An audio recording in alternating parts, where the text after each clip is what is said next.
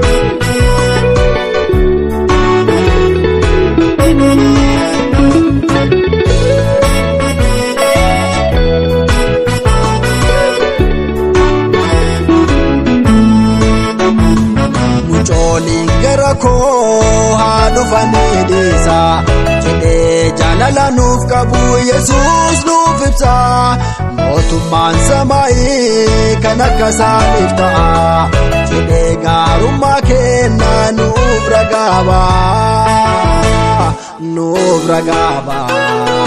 nuti isa ajajannu ajajamtoota ta'a.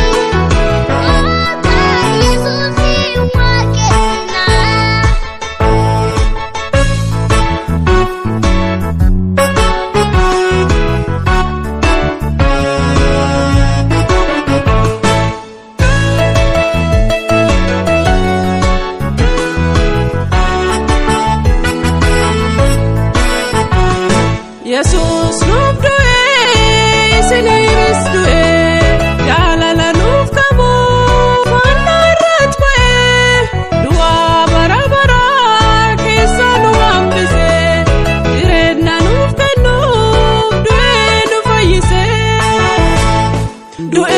nu fayyise jireenya nuuf kennuuf du'ee nu fayyise. Ijoollee